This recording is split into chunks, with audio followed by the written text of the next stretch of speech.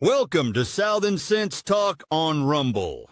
You are going to love Annie the Radio Chick-A-Dee Ubelis and her co-host, C.S. Bennett. You'll find them live here on Fridays from 2:30 p.m. to 4 p.m. Eastern Date Time. Check out their website at Southern Sense, as in commonsense.net. It's that easy, southernsense.net. So sit back and relax. They're informative, fun, irreverent, and politically incorrect. You never know where they'll go, but you'll love the journey.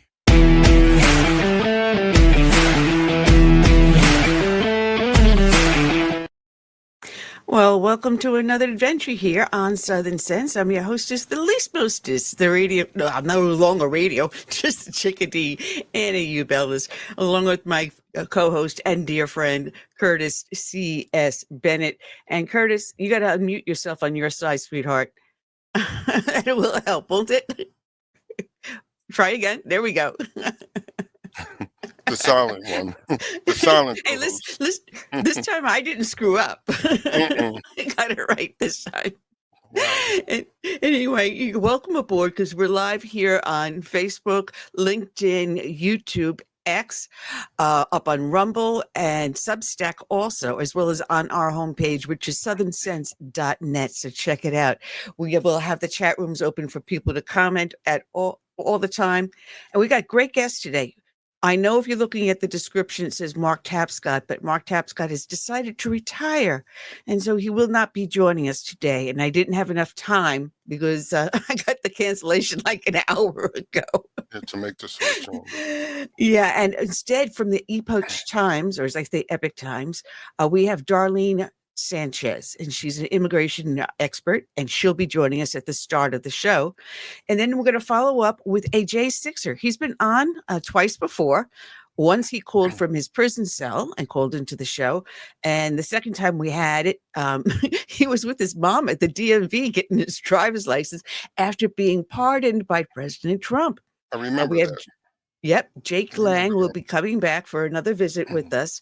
And what's new, he's going to be telling us what is going on and what he's now causing trouble with. So it will be a great, fun show today. So sit back, folks, and relax. We got ourselves a great journey here.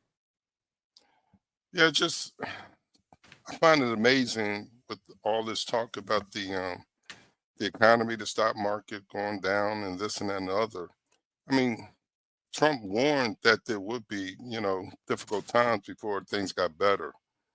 And I believe if we really are supporting this man, we have to stand fast, stand strong, and understand that we'll get through this. And when we do, things will be a whole lot better. Yeah, because I'm looking at the stocks I have. I have it through Robinhood, which is an online trading. And yeah, I am down, but I'm just leaving everything. Just leave everything as it is. It's going to come back around. That's one of the things we want to talk about because I don't know if anyone else did this, but I did jump on that initial offering of the Newsmax at $10 a share. And I missed it. I missed it by 4 days.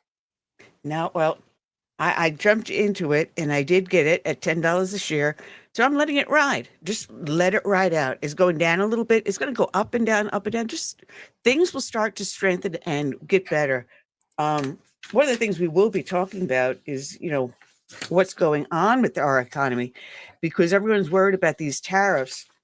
But what is happening, matter of fact, didn't print. Oh, shoot. Okay.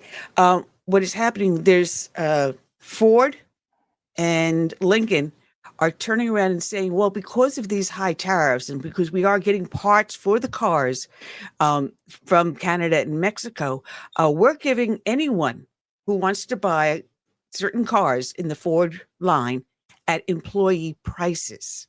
The 2024 and the 2025. The Tahoes and the high end, no.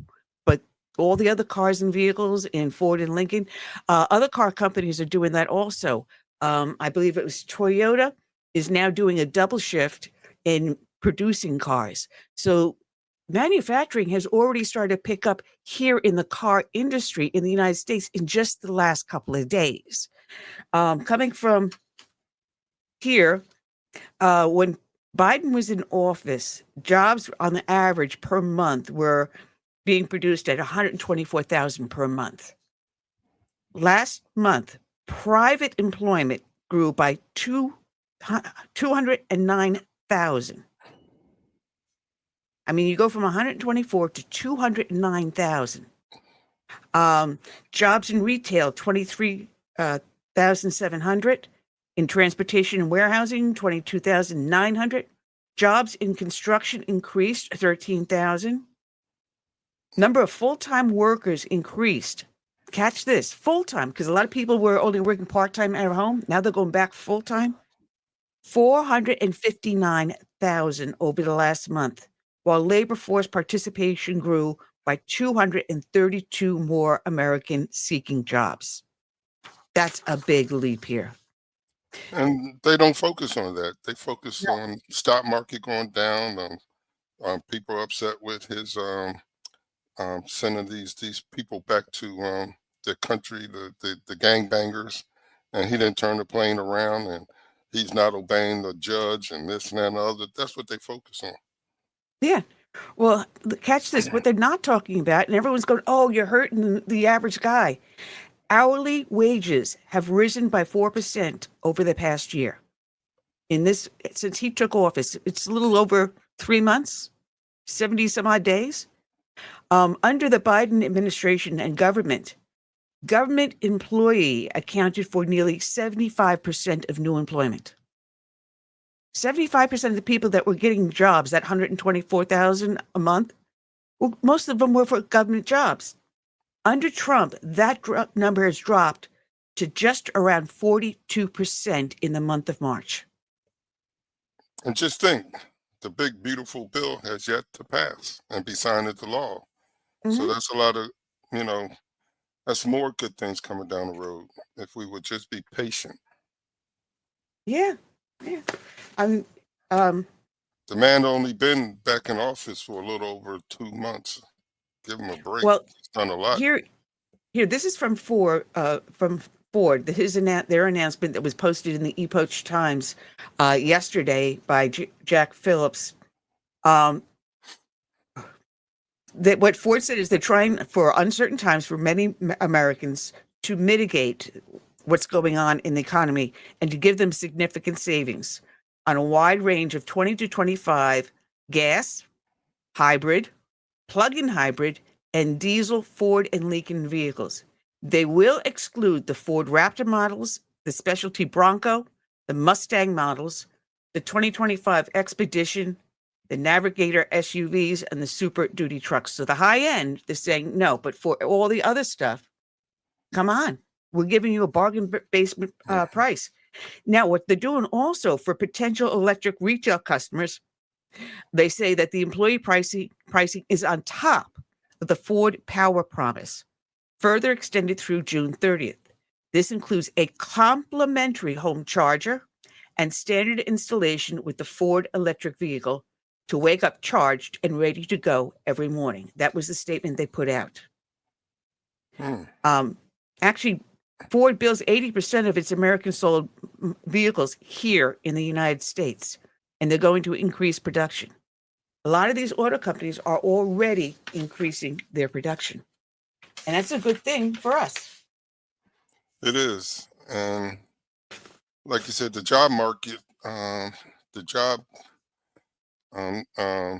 data came out today, and it was double than what they expected. Yeah, it has. Well, folks, we're going to go on to further discussions and everything else, but I want to get further into the show that those that watch know that we do a dedication each and every show to a fallen hero. But I want to also make an observation. If anyone else has seen this and anyone listening, if you find you can do a little research where I missed something, I used to be able to go into the Military Times and you would go to the page for The Fallen, and they would list those military men and women that died while they were on active duty.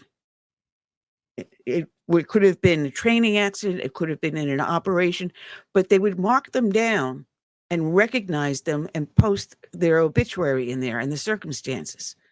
I have not seen anything posted since June of 2021. Now, what happened in 2021? August 2021, Afghanistan. 13 military men and women were killed because of Joe Biden's withdrawal from Afghanistan, that terrible, awful withdrawal. And you know what? Not one of those 13 military men or women are not listed on the fallen page. It stops in June of 2021. And we know since then there have been training accidents where military men and women have lost their lives. The helicopter crash, that's not listed. That happened recently in Delaware. It's not, they're not there. Who told the Military Times to stop listing the military deaths under the Biden administration? So I would love to know if we can get them back up and if we can get the fallen page to return to giving the respect to the men and women that serve our nation and give the very last all for us.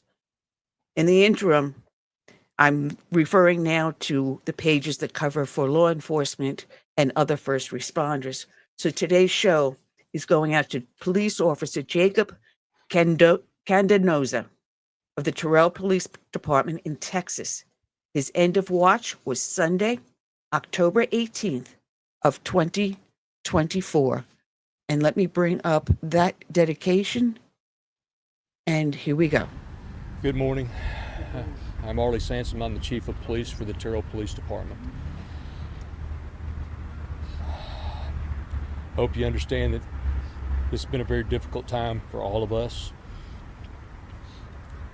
We're going to give you a brief description of the incident as it occurred earlier this evening. We're not going to be entertaining any questions at this time. Lieutenant Mary Hager is my public information officer. She will describe the incident, and that will be it for today. We will give additional information as it becomes available. Just to understand that it is an extremely difficult time for all of us. Thank you. Mary. Good morning. First, we want to extend our deepest condolences to the family. My name is Lieutenant Mary Hager.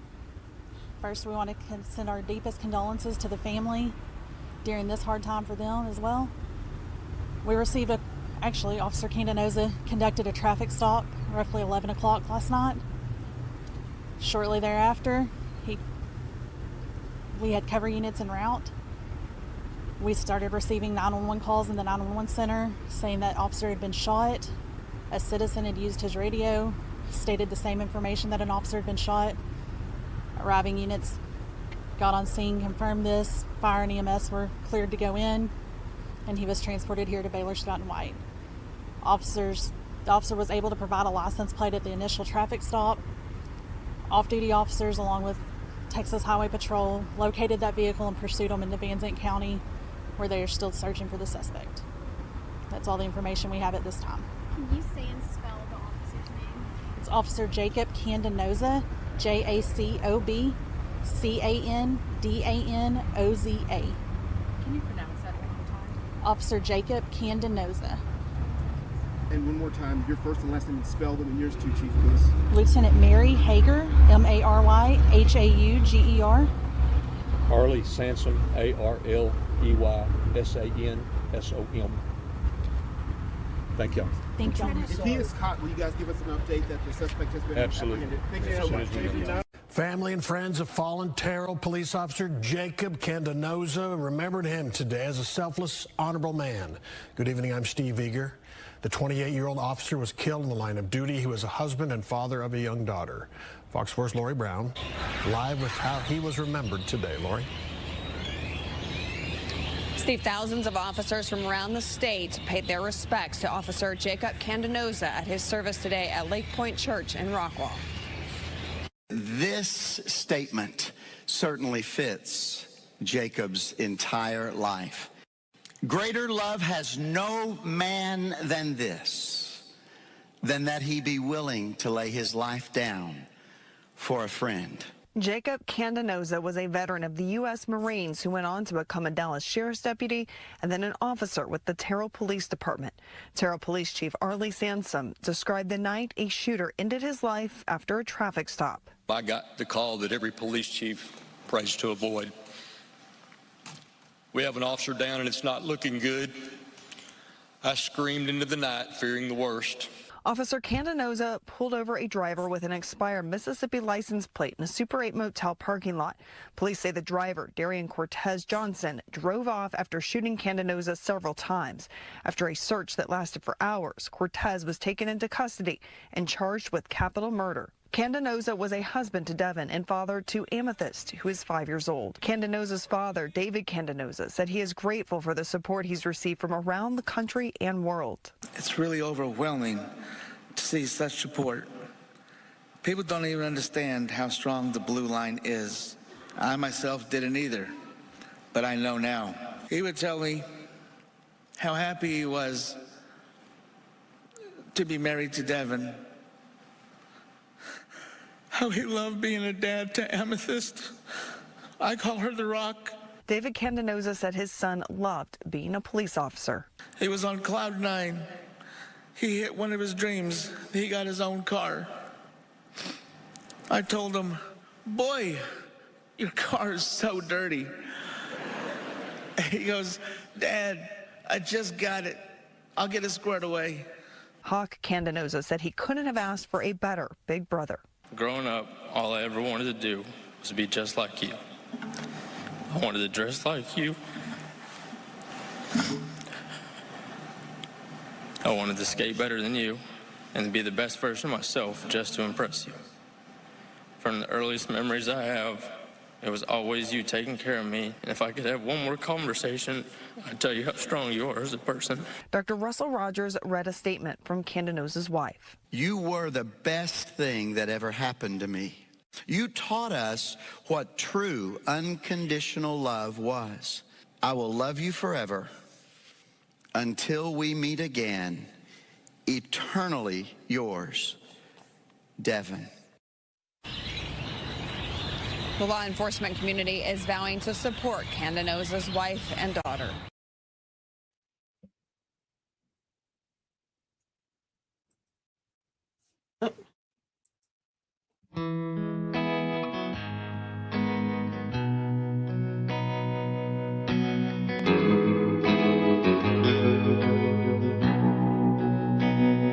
Let it be said, when we finish this race, we kept them free, we led with grace. Let it be seen, from sea to shining sea, beautiful America, living our legacy. Oh, father, mother, sister, brother, oh, we gotta learn to love each other. Oh, for the soul of the nation, for the next generation. Let us be known as people of honor, humble and bold, faithful through fire. Let us hold firm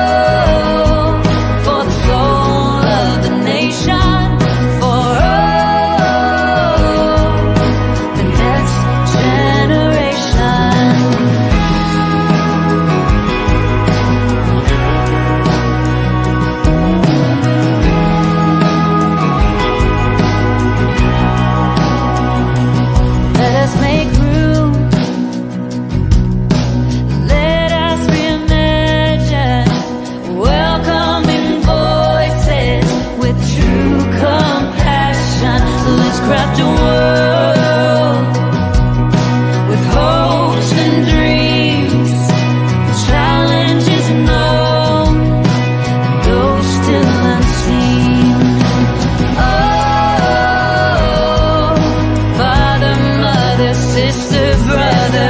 Oh, we gotta learn to love each other. Oh, for the soul of the nation, for all the next generation.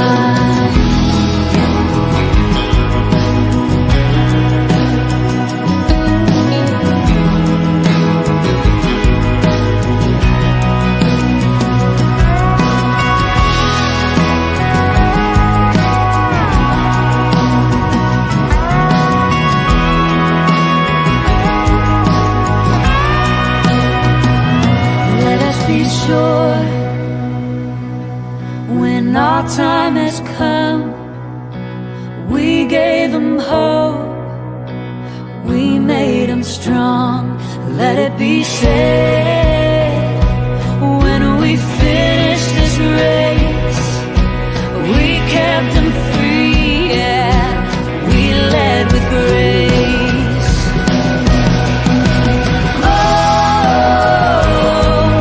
Father, mother, sister, brother. Oh,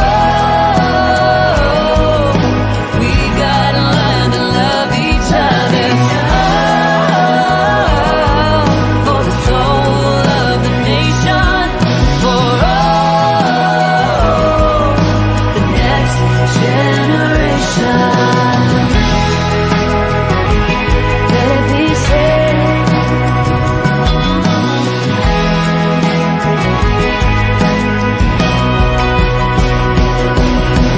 Oh, father, mother, sister, brother. Oh, we gotta learn to love each other. Oh, for the soul of the nation, for all the next generation.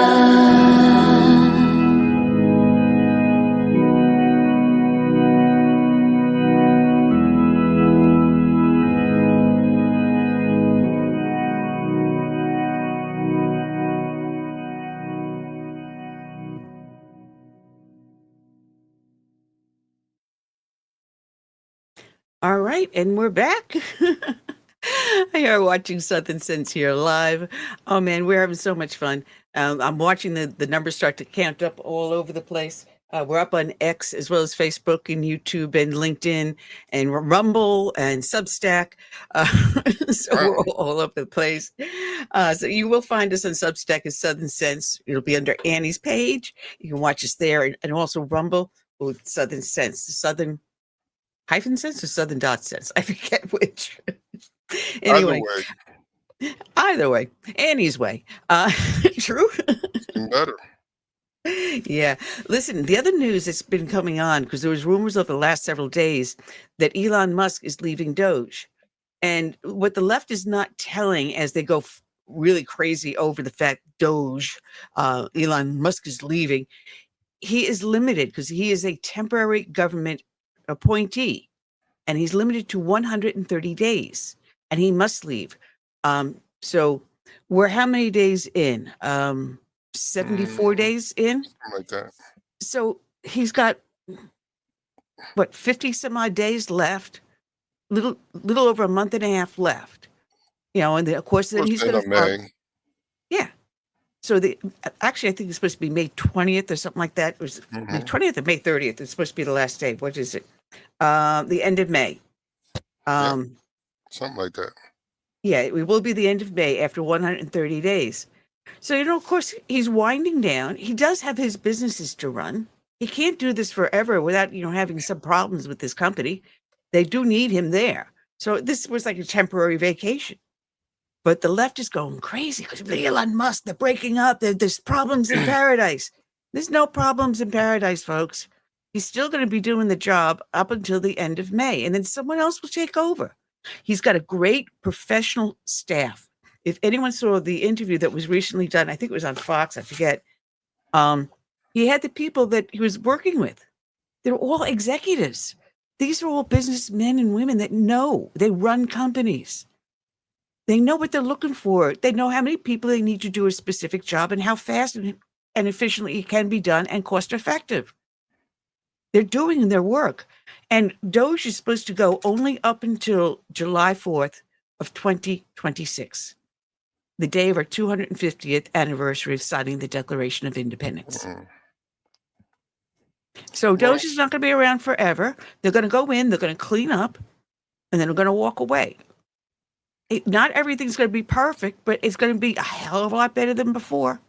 And you're right. The media knew this. They knew when this program was going to end, but they don't focus on that. But thankfully, we do have a guy that knows how to drive them crazy. And this talk of running for a third term has really got them going insane. Hey, folks, it can't happen because you need a constitutional amendment to change it. It was because of Franklin Delano Roosevelt, that the Constitution was amended to only 2 terms. It was because of him dying in office after being elected for a 4th time. You can't be president for life. But if Trump says he can run for a 3rd term, I'm sure he knows something we don't. No, he knows to turn around and how to stir the pot. He's a showman. He does that too, Not only is he's not just a businessman, but he's also a showman. He knows how to put on a good show and how to do the tease. But he said he's serious. Well, we'll see. We'll see. Well, if J.D. Vance runs, he could be like Trump's proxy. Or vice president. He could be Vance's vice president. No, because the Constitution won't allow that because he needs to be able to succeed should anything happen. But let's bring in our let's bring our next guest. And there goes my camera again. He's going to go up and down. Come on, guys, just leave me alone in one size. There we go. Let's bring our friend to the show, Darlene Sanchez from the Epoch Times, or as I love to say, Epic Times. How are you doing? I'm doing great. And thank you for stopping in, popping in over at last minute. I mean, it was like an hour ago. You get a little hectic. Victoria's going, hey, I need you to help. Because normally we have Mark Tapscott, but he decided he wanted to retire. Shame on him. Well, it's probably well-deserved. Oh, yes. I've known him actually for a long, long time because I've been doing this for 15 years. And I interviewed him when he was doing Hill Faith. And so, yeah, we go way back. But, yeah, good luck and blessings in his retirement. But your specialty, I have been told, little birdie told me, is the immigration policy. Yes, ma'am. That's my main beat. Wow. Well, I sometimes have Hannah Davis. She works with fairusa.org. She used to be with Heritage. And we always had her on with the immigration. So you're going to be our immigration to-go person from now on. Well, I'll try to help as much as I can. Well, listen, a lot of the things people are screaming about the tariffs, how bad it is. But what has happened on the northern border and the southern border because of the tariffs? Geez, I think those tariffs were just pulled away because certain actions are being done by Mexico and Canada. Am I getting this wrong? Well, I mean, basically, the tariffs for Mexico and Canada were kind of to say to them, look, you need to do more about securing the border and stopping the flow of fentanyl. That was the whole idea behind them. So, I mean, that's something that was put in place already, from my understanding. But didn't he turn around and just temporarily relieve them of that? I think he did. And then I think it's been going back and forth. You're right. It's kind of like whiplash. Yeah. But I was watching because Newsmax has someone embedded with the Mexican army, one of the crew and camera, and they were showing just what they were doing and what they were recovering.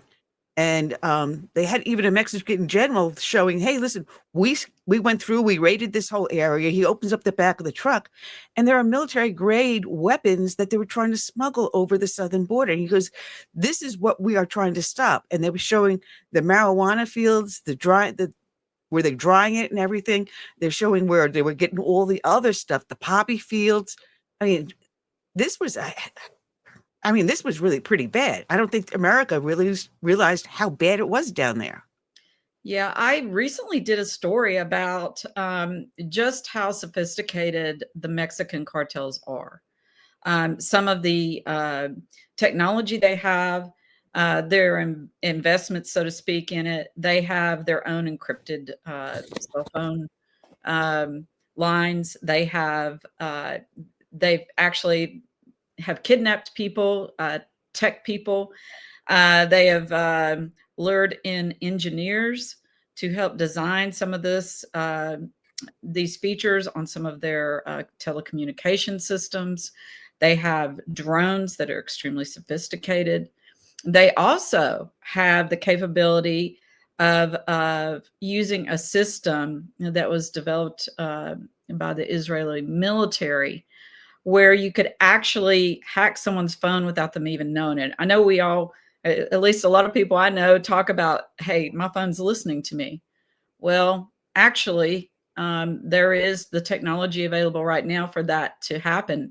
And they have used that. There were some journalists that were killed, overseas because of this particular program named Pegasus, I believe is what they called it. Yeah.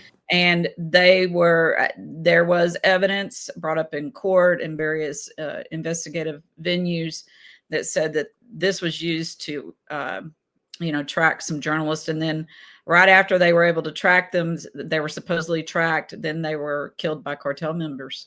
So it is serious stuff. Haven't the smugglers been known to use submarines? Now there is that allegation. I mean, the whole thing of President Trump declaring these people as terrorist organizations, they're acting as government entities is the idea behind all that, right? So, I have had experts tell me that there are people in the Mexican government that, yeah, they have ties to the cartels. And I have people that have lived down there on the border. There was I don't know if y'all heard this or not, but I guess it was last month. There was a rancher in Texas that had a ranch over on the other side of the border, which is pretty typical. A lot of people that live on the border there, Mexican American heritage. My husband's family's from down that area, and it's pretty common. So anyway, he went over to his ranch, and they hit an explosive device on the ranch road, and it killed him. It killed his friend that was in the car. There was another. His friend's wife was in the back seat. She survived it, but they're using that too. So I guess the idea here is that it is a very dangerous world in Mexico right now. The cartels, though, there's also evidence that the cartels are kind of like regrouping and saying to themselves, we're going to have to cooperate a little bit with each other now because, look, we're up against the U.S. military. So there is that idea that they are consolidating in some respects and kind of working together, which is kind of alarming. Well, to let you know that I do get the Epoch Times on my electronic devices as well as to the mailbox. So I do read it extensively, and I have been reading all of your marvelous articles because I forgot that you were the one that wrote about the rancher, right, with the IED. It broke my heart. Yeah. But they're finding a lot of this going on, and the drones are what are really scary because these drones are capable of firing weapons. Absolutely. And they're also capable of delivering drugs. Absolutely. It's a horrible situation, but Trump is starting to make it, a little bit safer. I see the numbers are down drastically. What are you seeing with it? Well, actually, last week I went to El Salvador, and the Epic Times sent me down there. I went down there and kind of investigated, some of the ideas of why, we're shipping people or deporting people down there, the Tren de Agua gang members, and what the people of El Salvador thought about that. And it's really interesting because you're talking about the numbers being down. And I spoke to a political analyst there in El Salvador. He'd run for office there, and he's very well connected. And he's like, look, if Latin America and, El Salvador is an example of going from one of the most dangerous places on earth to one of the safest now, per capita number of murders. that if they can do it, other Latin American countries can do it, such as Mexico. And that when you have security and safety in your country, then that attracts businesses. People aren't afraid. They don't want to leave. Why would they Yeah. leave their native land if they have both security and the opportunity, economic opportunity? The economic opportunity will come when the country is secure, is what he was saying to me. And so he was saying, the rest of Latin America could do this, and this would definitely go a long ways in cutting down, the desire, even the desire to leave. But of course, with President Trump in office, the way he shut down this border, it's just, makes your head spin, really. The sharp decrease. And I know some of that was going on, to be fair, beforehand, but that was because I believe under, President Biden, he had changed, he had reversed some of those policies that had left the border pretty much wide open, and went back to a more restrictive policy, which did cut down some of it. But that was like at the waning days of 2024, leading up into the election. And a lot of people say, well, that's just too little, too late. Yeah, it was. Definitely was. And what really drove me crazy is when he was selling parts of the wall at Yes. discount prices. Yeah. I mean, that was just stunning. Well, we did a whole show on that. Yeah, I covered that as well. So I probably used some of your articles. But, it is getting better. And now people are starting to self-deport. Yes. Which is what we wanted to see. Listen, if you go voluntarily back over the border, we will let you come back in, but legally. Yes. Yes. And how is that happening? Well, if they catch you, basically, what they're saying is it's going to be like 20 years before you can even think about trying to apply again to come over. So if you leave now without being caught and forced to be deported, then you can apply from your homeland and, start the process there, which is, of course, what everybody, that would be the normal process anyway, and I guess in most Americans, the way they're thinking, why would they be doing it any other way to begin with? And it's simply because the United States allowed that. And of course, we do have a program where if people feel like they're in threat for their lives, their lives are being threatened, they could come. However, it's just like others point out.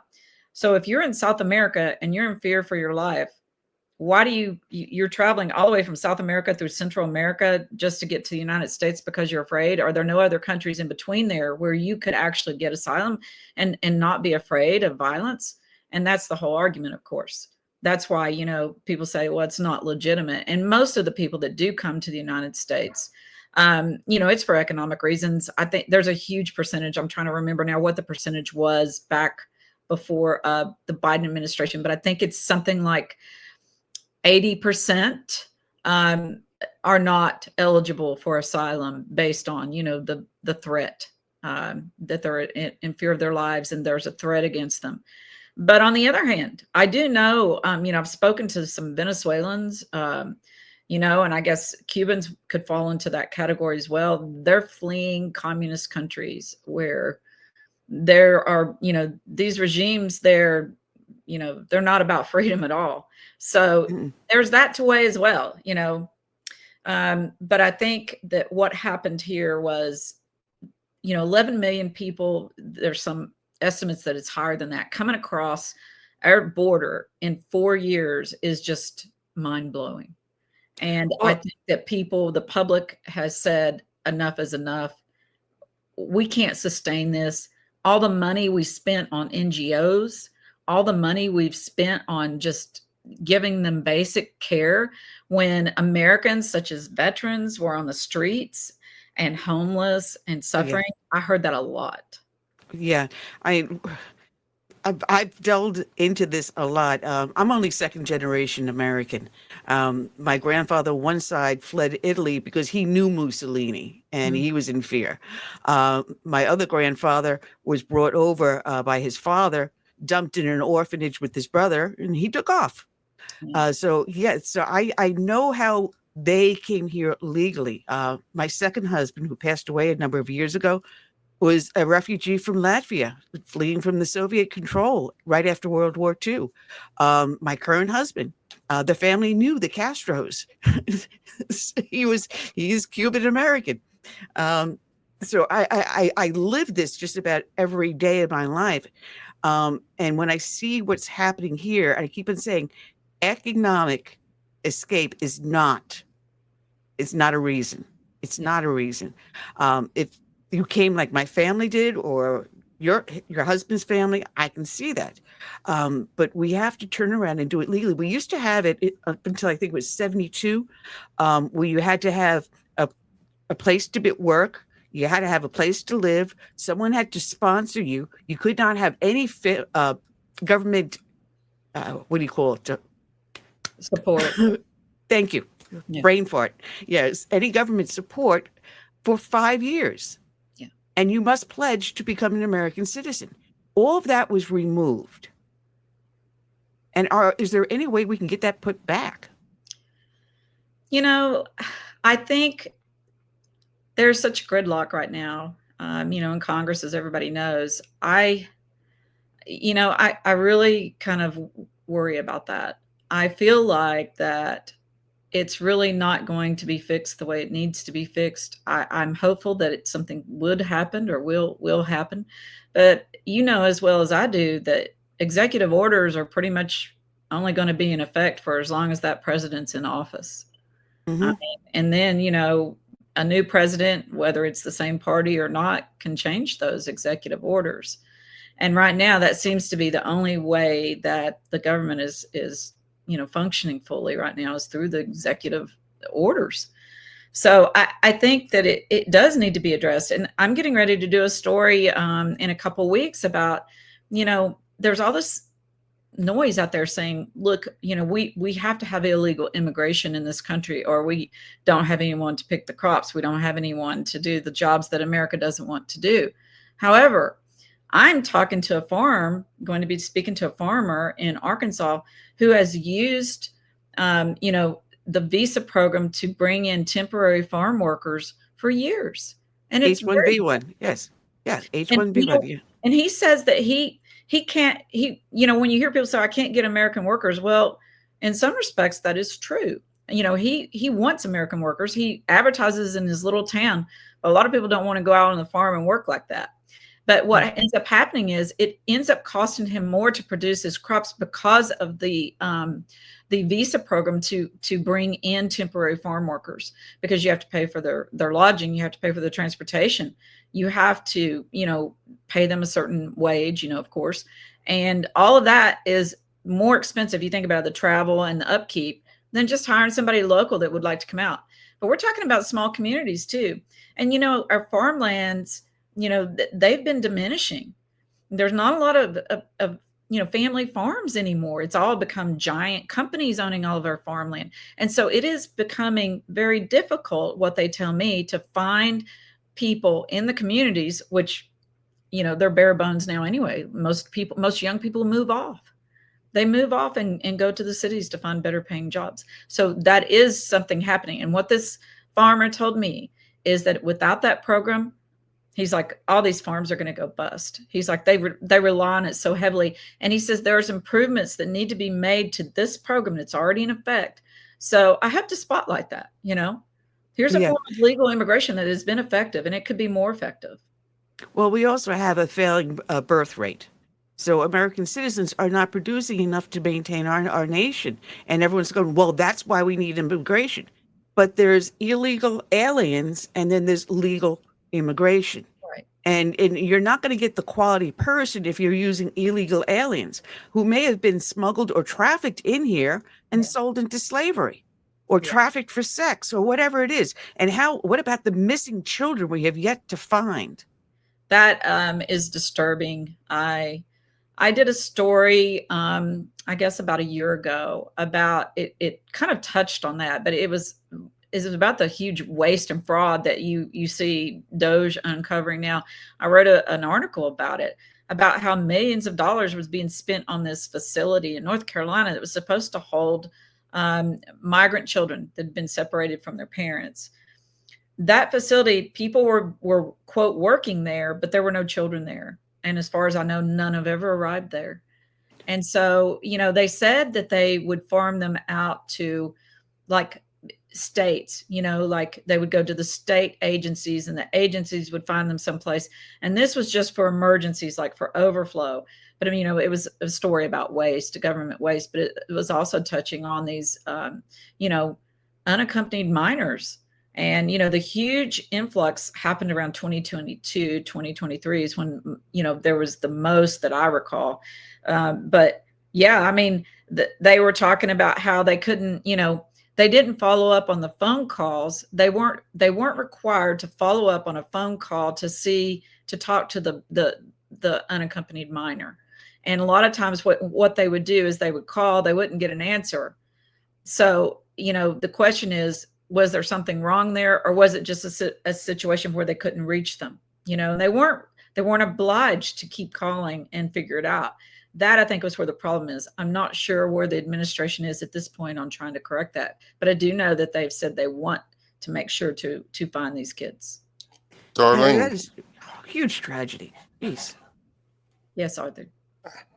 have you had the opportunity to interview like just regular residents, homeowners who complain that they wake up in the morning or go to bed at night and there's illegal traffic on and off their property and gang members and things like that? How do they feel about?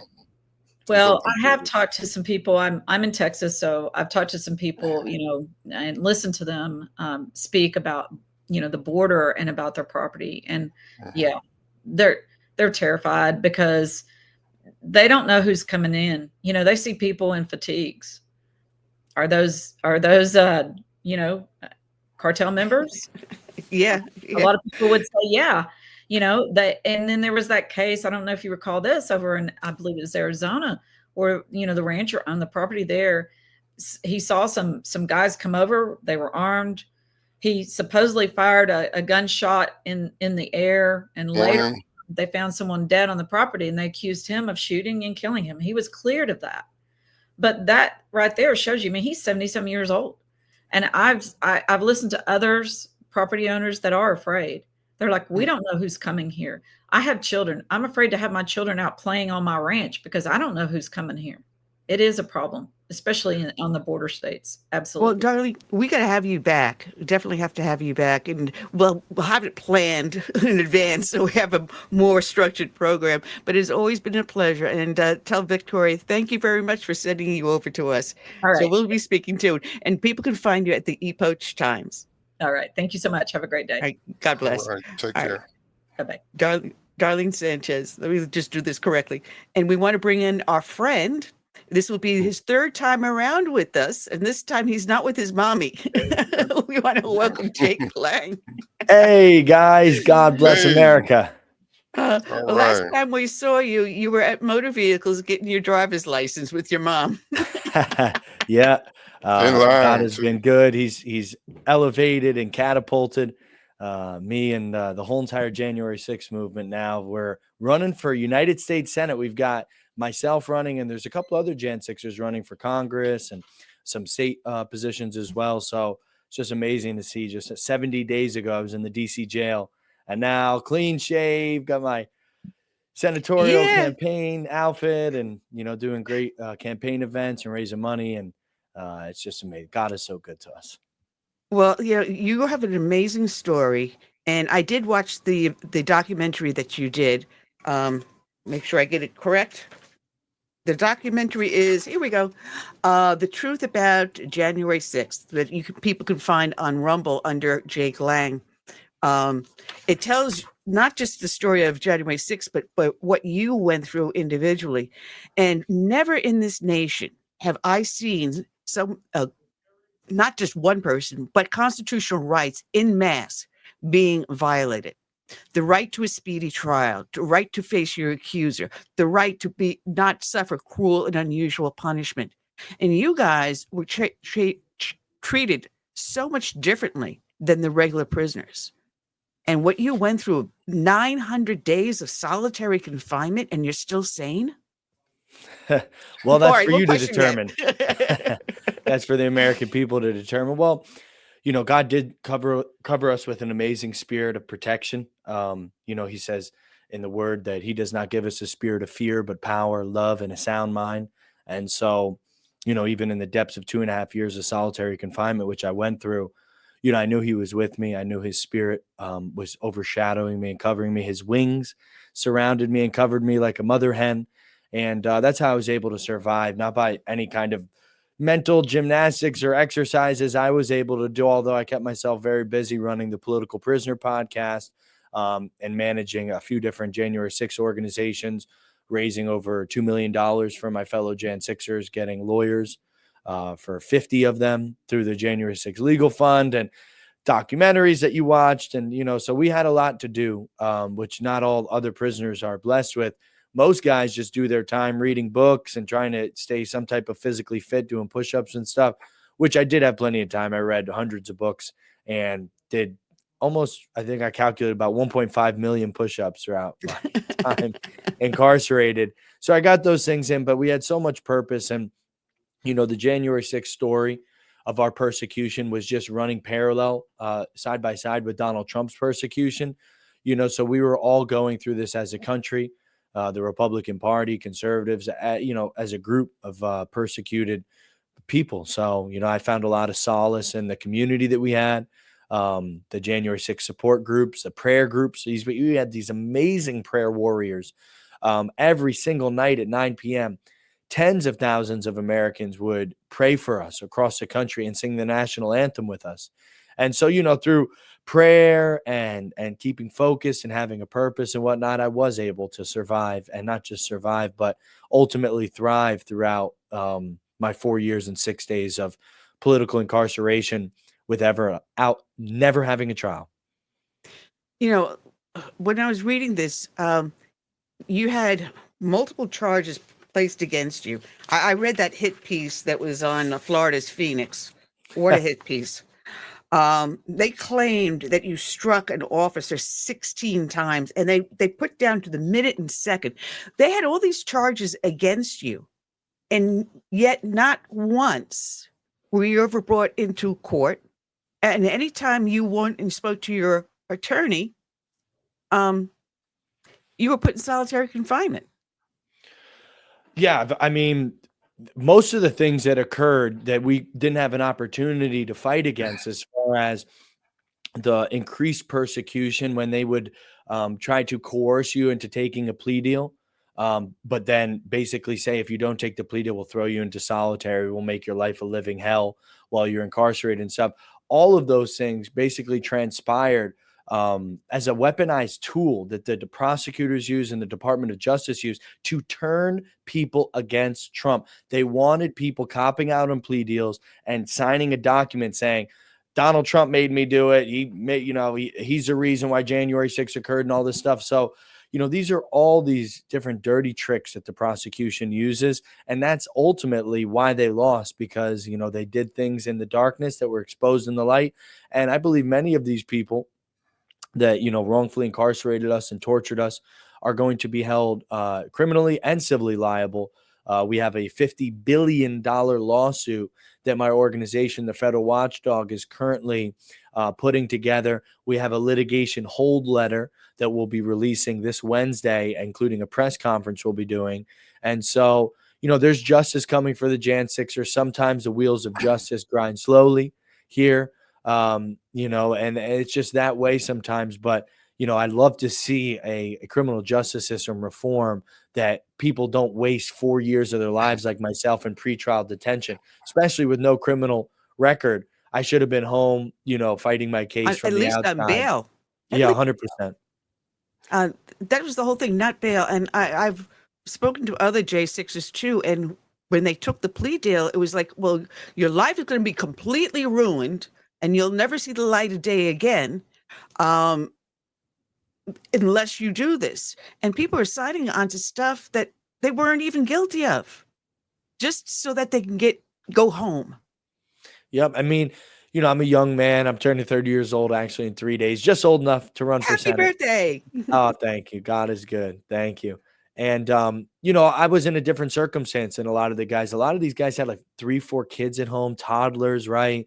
Mortgages, family businesses, generational businesses, trucks, and all this stuff. And so they're looking at their circumstances, and I don't give any leeway for compromising my integrity, and I never would. But other people were in different circumstances than I was. I never even considered for a second taking a plea deal and bending the knee to these people, these tyrants, these communist Marxists that were trying to destroy us. But other men were in different circumstances. And when they said basically take the plea and you'll be home in 6 months and be able to get on with your life and provide for your family, or go to trial and possibly get put in prison for 10 to 12 years. Your 3-year-old daughter will be graduating high school by the time you come home. And, they use these type of psychological warfare tactics. And, I wasn't put in that position because, I have a fiance now. I'm so blessed. Oh, wow. Yeah, she's a Jan Congratulations. 6er too. She stuck by my side the entire time I was incarcerated, Rachel, my love. And, but I was in the same circumstance where I had children at home and a lot of people who depended upon me and stuff. So I just decided I'm just going to hold my ground no matter what comes, just keep on pushing. And, that's ultimately what God gave us all the success here in, the pardon process and what we went through, just uncompromising, unyielding integrity, by God's grace, to never bow down or take a knee to these people. And President Trump saw that stand from myself and many Jan 6ers, and he ultimately respected that stand as patriots that we were, calling us patriots, calling us warriors and stuff, and decided on day one to put that pen to paper and get us out of the gulag. Jake. Hey, what's up? How we doing, Bennett? All right. You mentioned lawsuit earlier. Now, when you're in prison, you are known by number, right? Yeah, 7648-0054. All right. Were you able to learn the full names of your correctional officers while you were there? Or how does that work? Well, so you only get their last name technically on their badge. Sometimes you get a first initial.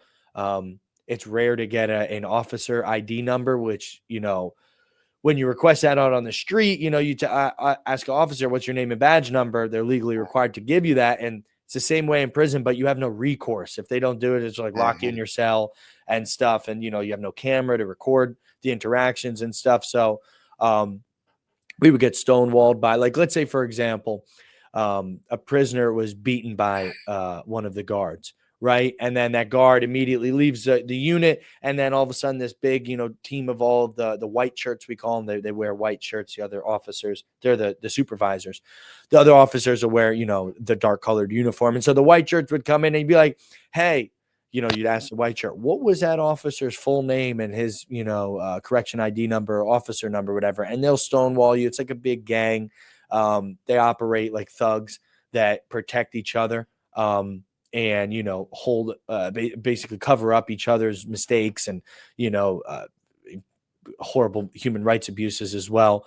And so it was very difficult to be able to get that information, but we do have a lot of information. A lot of my Jan 6 guys, out of 1,600 of us, there were like 50 to 100 guys that kept some really remarkable notes.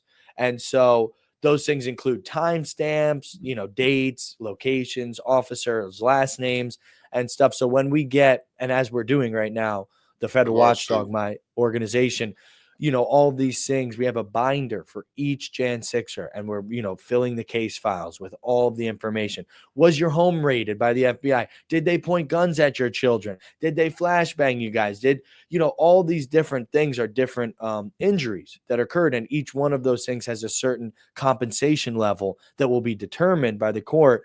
So, people like myself, who did 900 days of solitary confinement, each day, let's say, for example, would cost the government in a compensation restitution, let's say about $2,000 or maybe more, maybe $4,000, depending on how people interpret it. And so, I'd get paid out in the certain mannerisms as far as how much I went through. And some people were only on home confinement. I don't mean to say that only, but they didn't go through solitary. They were in home confinement. Let's say maybe that's worth $800 a day or something of that nature. And so every Jan 6er, whether they went through the worst torture, beaten, or they just got probation and they never saw the inside of a prison cell, we each will be receiving compensation. And Donald Trump just actually made public, a public statement about it in his recent interview with Greg Kelly from Newsmax. Greg Kelly asked that question, and Donald Trump basically said, many people in my administration are looking into it. They support the Jan Sixers a lot, and we're going to try to right these wrongs. So we're expecting, very soon to at least get some financial compensation. The years they took from us, and the lives that were lost, multiple Jan Sixers committed suicide, the health deterioration that I've seen many of my brothers, both mental and physical health, we will never be able to get those things back. Plus the cherished memories. I miss my only sister's wedding, my father and his new wife's wedding. I miss deaths and births of my niece and, of grandparents and stuff. And so all of these things, it's reprehensible to even think about missing these things. And what I went through, and times that by 1,600 other people, we won't ever be able to get those things back, but we maintained our dignity, and God will restore all the years that the locusts have eaten. Wow. Well, any of the other J6ers you want to send my way, we will also bring them onto the show. So you're going to be the leader. You're the top dog. Well, I'll send you swarms of them, my guys. A lot of them have very unique stories. Not all of us, have the same background or, socioeconomic class or from the same states. We have Jan Sixers from all 50 states. You have people with incredible stories of how they even got to the Capitol, to drive from Alaska all the way down. And, I've just met so many kind-hearted Christian, loving gentlemen that are patriots through and through. A lot of them are actually, most of the guys I was incarcerated with are former veterans and men of the armed services, U.S. Marines, Army Rangers, Green Berets, special operators, Navy, paramedics, firefighters, sheriffs, police officers. You have a great group of guys that were all, thrown into this prison system together, and we got to know one another and build bonds and brotherhoods and stuff. So, yeah, these are my closest friends in the world now, and I talk to about 100 of them a day. I try to keep up with all my guys. I get phone calls and text message groups, so I'll send you plenty of them, Annie. I got one follow-up question. Okay, Curtis. Did you find any guard that was sympathetic to what you were going through? I can't believe they all were bad.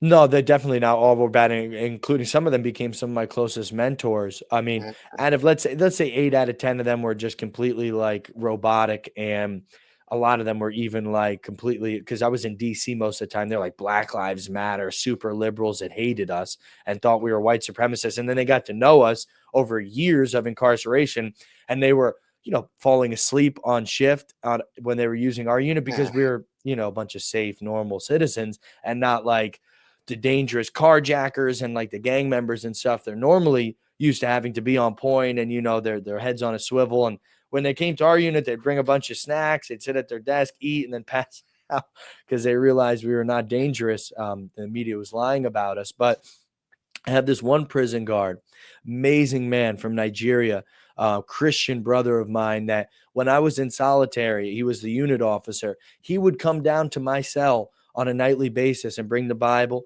And, we'd place it. There's a little slot in your cell when you're in solitary. That's where they put the food through. And it's about, between your waist and your knee high. And so he would come bring a chair down there where we put the Bible on the tray slot. I would sit on the floor of my cell and we would read the Bible and pray together and whatnot. So, I've seen incredible acts of human love like that. And, he's given me some pieces of advice and some spiritual lessons that'll always remain with me. And I've also seen, God forbid, prison guards mercilessly beat my Jan 6 brothers for nothing, for asking for a roll of toilet paper. Even myself have sustained lots of different assaults from the prison guards, including, we sung the national anthem every night at 9 p.m. and it became like a battle cry of resistance for us. And I was singing it one time when the guards were moving us from one unit to another unit for no reason. It was like we didn't know what was happening to us. I started singing to rally, our courage and, try to keep everybody together and not fearful of what was about to happen to us. And they came and they threw me up against the wall and punched me, told me to stop singing. And, I've been pepper sprayed in myself for doing Bible studies and, a lot of different egregious things. So I've seen the good in people. I've seen the worst.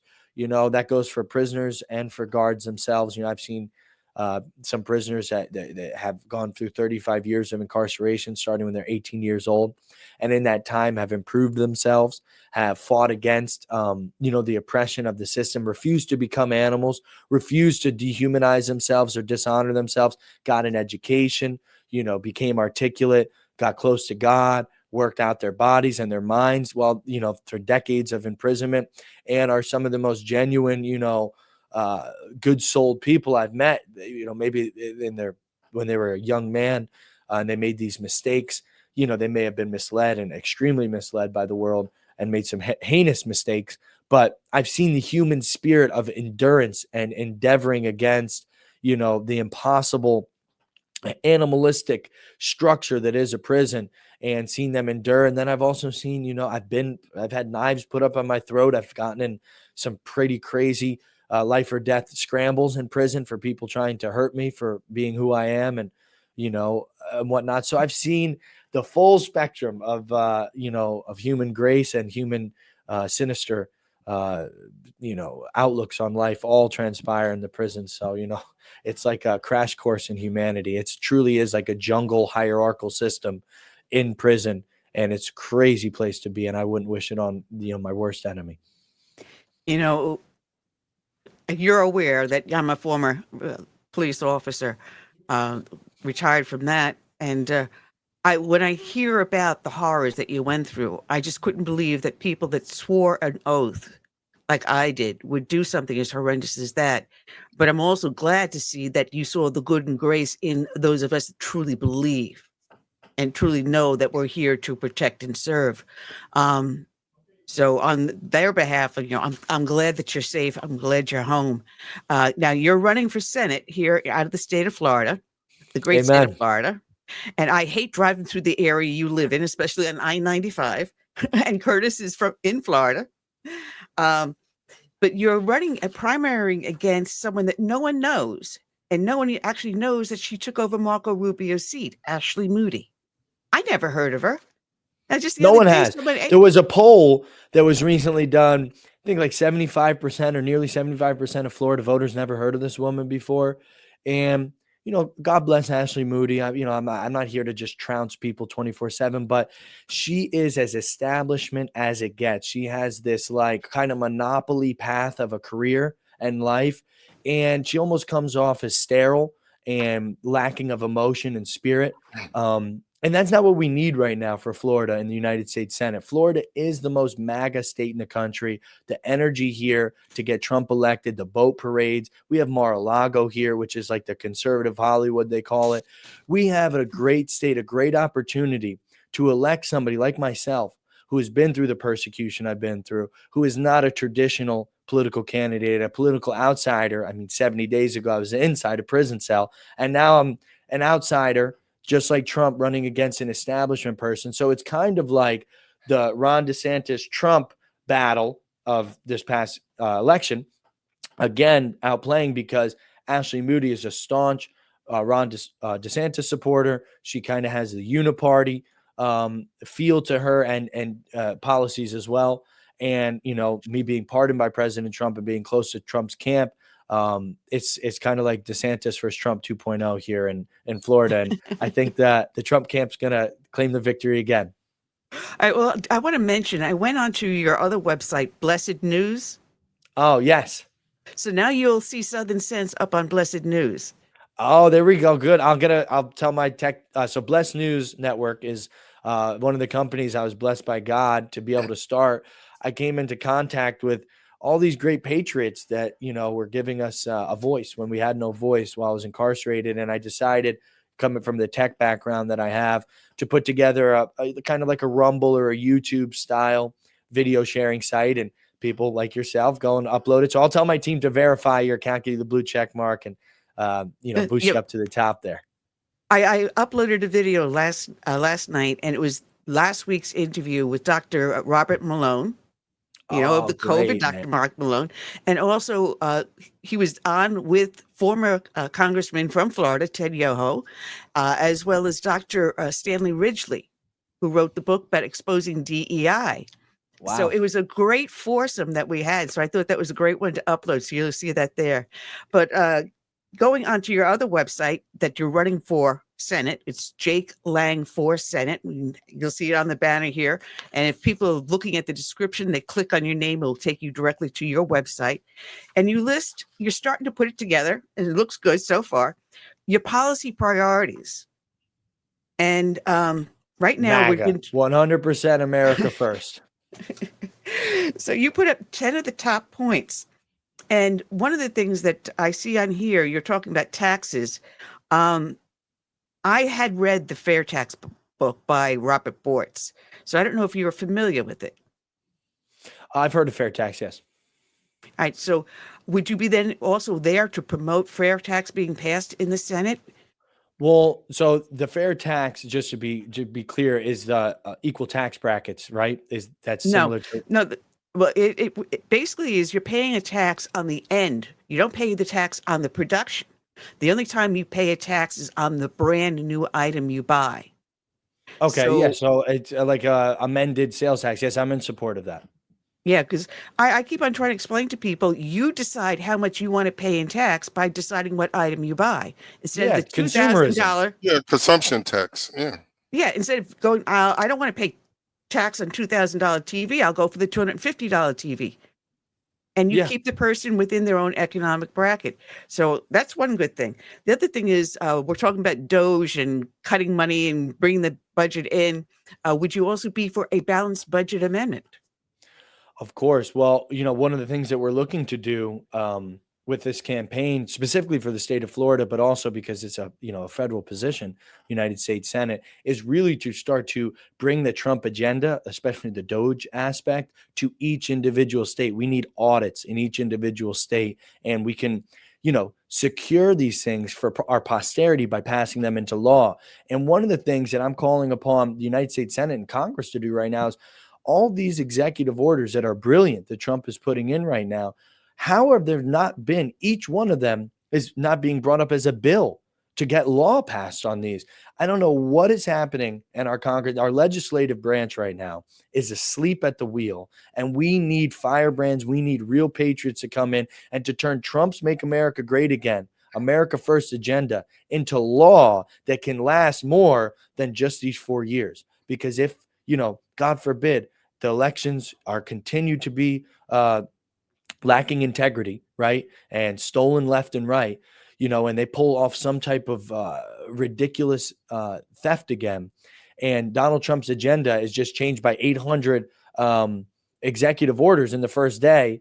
That would just be like a spinning tire. And we can't have that. We need traction in this the Freudian slip, in this country right now. God willing, to turn this company into a country.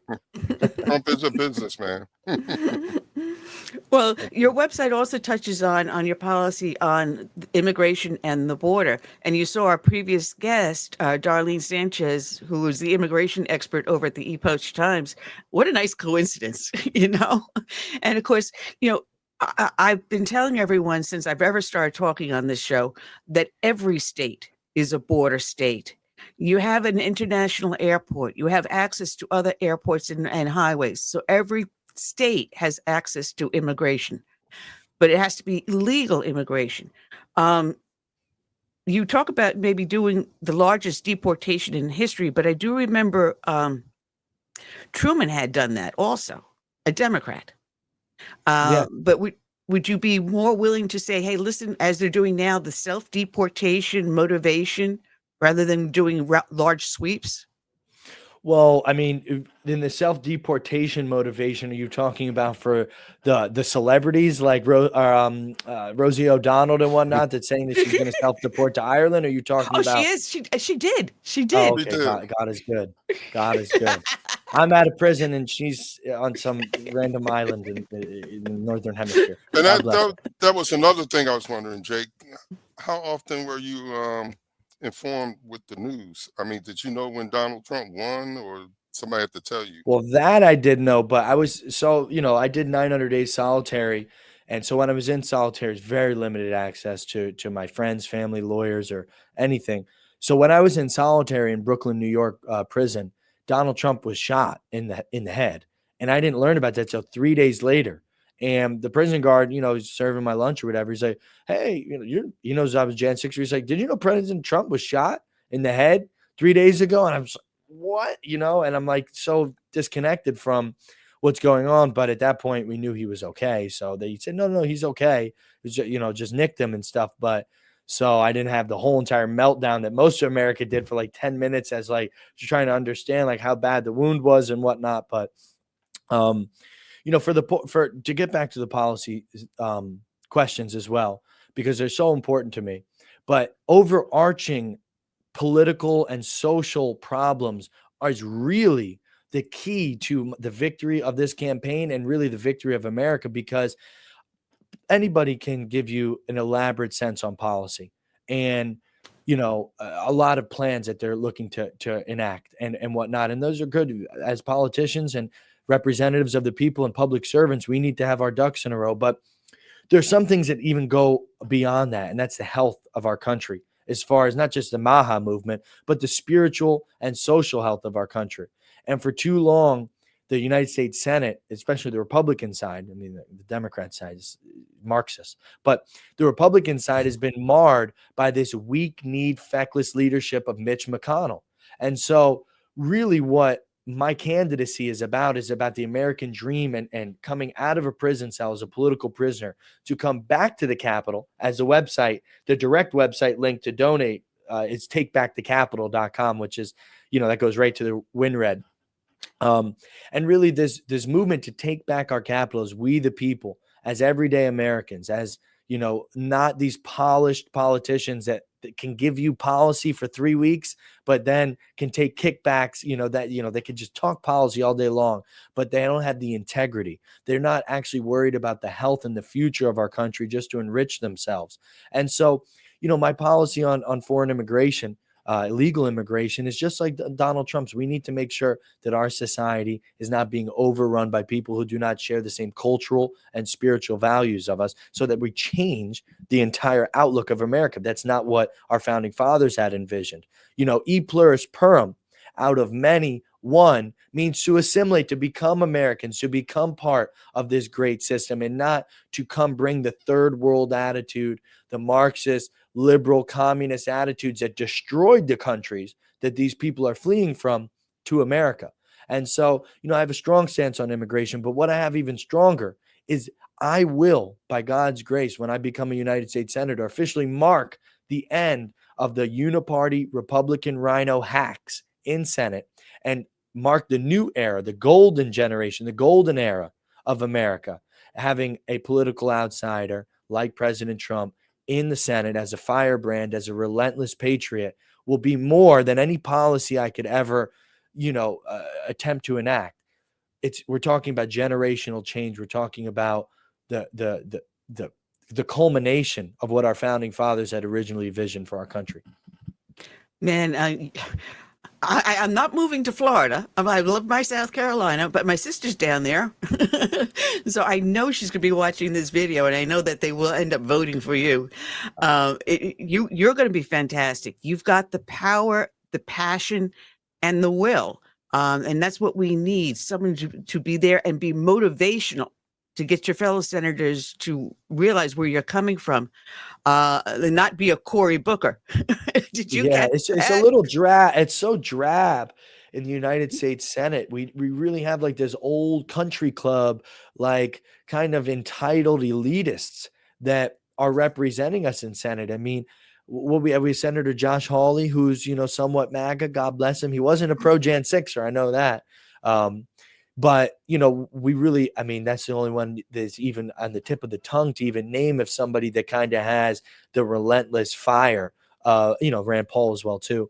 But he's a libertarian side. He's not necessarily MAGA, but we don't have the Marjorie Taylor Greens, the Matt Gaetz, these Thomas Masseys, these relentless patriots, representing us in Senate. And we only have just a small handful in the United States Congress. And so the numbers need to change. We need to only be able to pick out a small handful of rhinos, not the other way around, And so that's what that's what people voted for in 2024, the golden age. They voted for President Trump's agenda to not just be, a small dot, a blimp in the political scope of history, but to be a revolutionary act to change our country, to bring it back to what the founding fathers had envisioned. And that's what, my campaign is all about.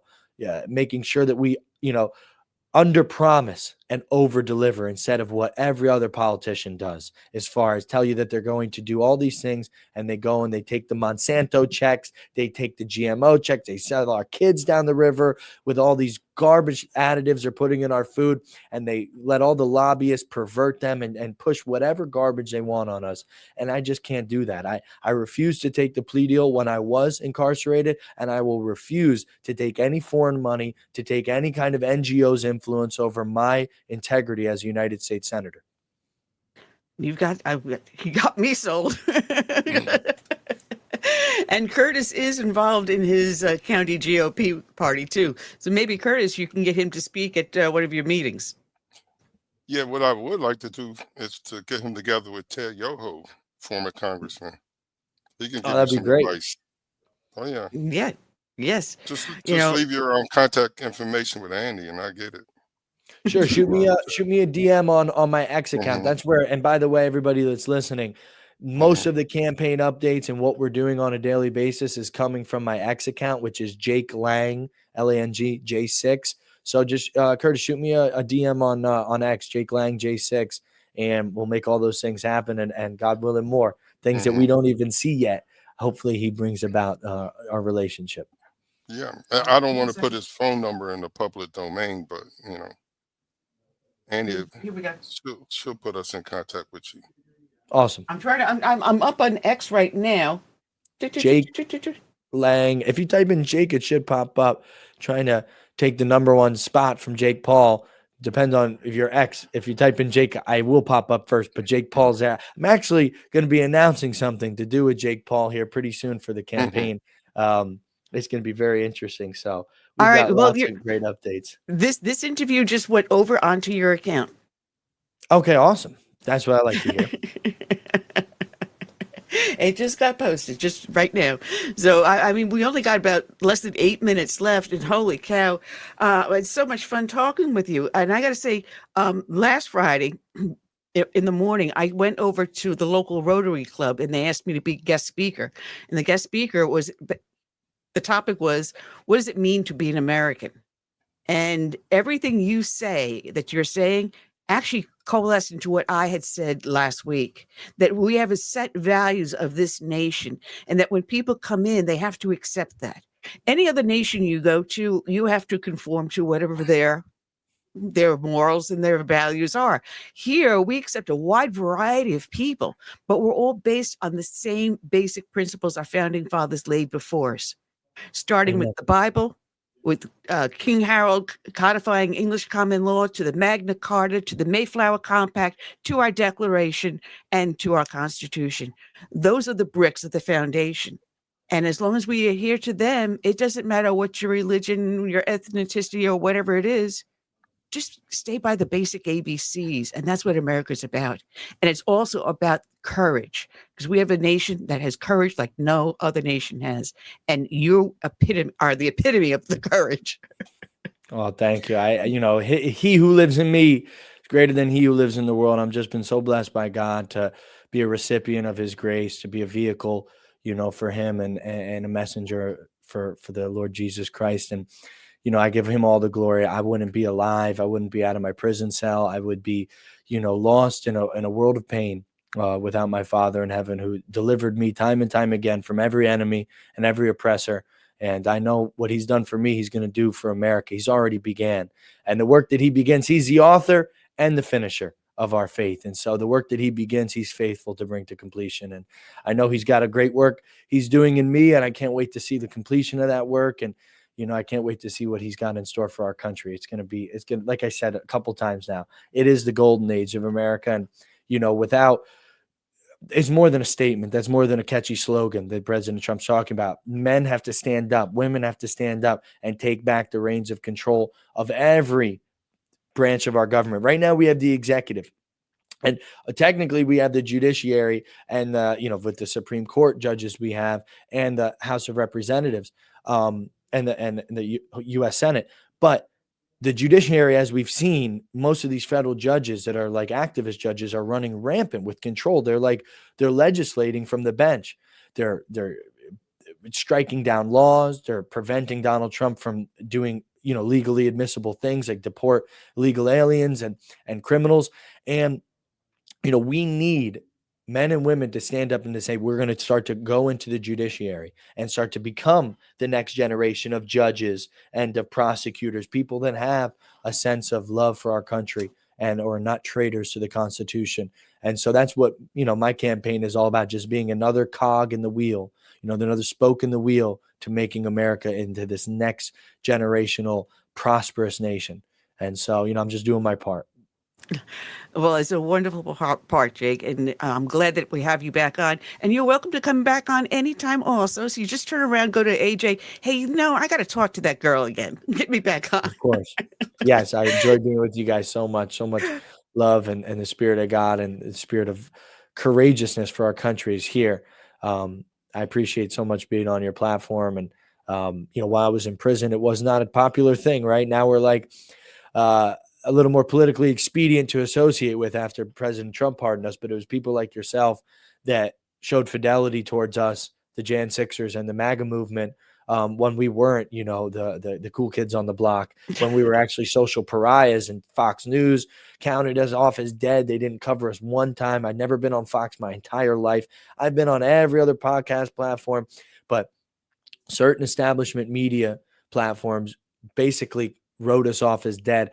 Actually, the only time we could hear about any January 6th news from the TV while we were incarcerated was from the other side. They would be reporting, calling us insurrectionists and stupid stuff like that. But that's better. Listen, it's better to be disparaged than completely forgotten, right?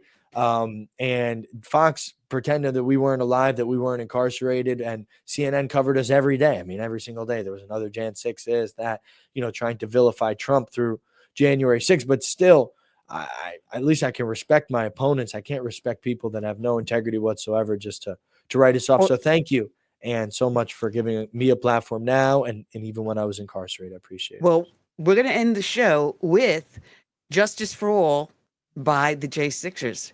So, Jake, God bless and good luck on the campaign. People can find you at jakelangforsenate.com. All right, we'll talk soon. God bless. Thank you. Thank you. Take care. God bless you guys. Make America great again.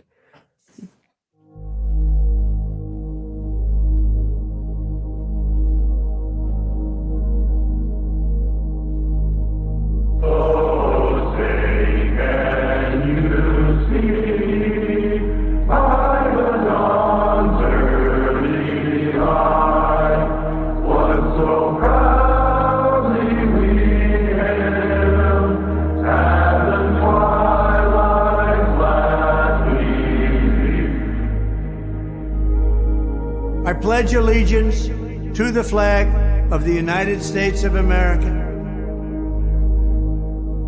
Whose broad stripes and bright stars through the perilous fight, o'er the ramparts we watch, words of gallantly stream.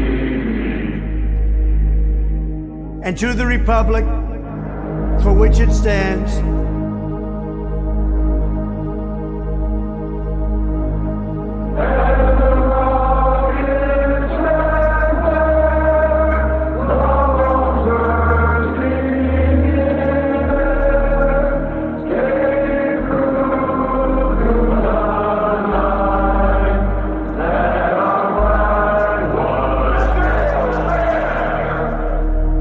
one nation, under God,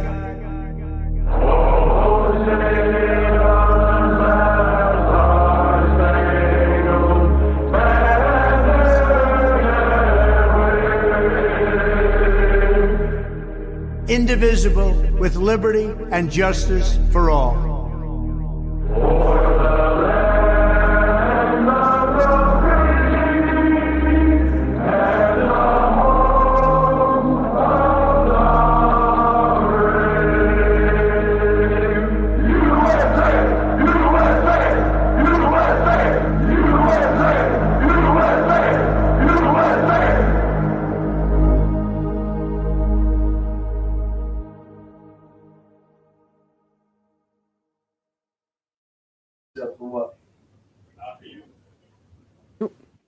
Here we go. Sorry, I'm messing up.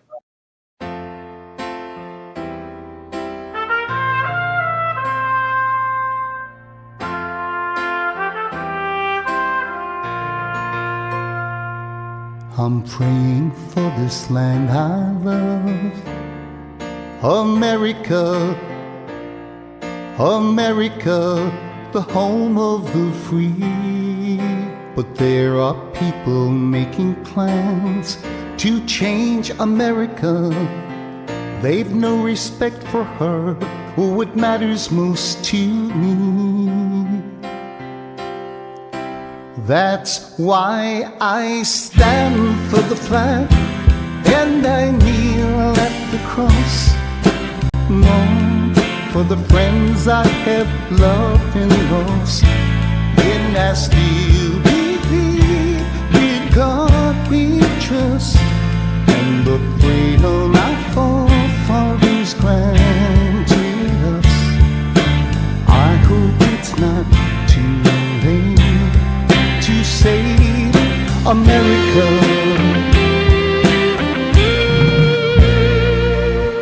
Do you hear our battle cry across America? We've got to rescue her. You know it's up to me and you to see the truth behind their eyes.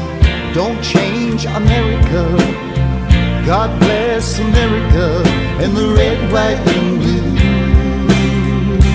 That's why I stand for the flag and I kneel at the cross. Long for the friends I have loved and lost. And I still believe in God we trust, and the freedom our forefathers granted us. I hope it's not too late to save America.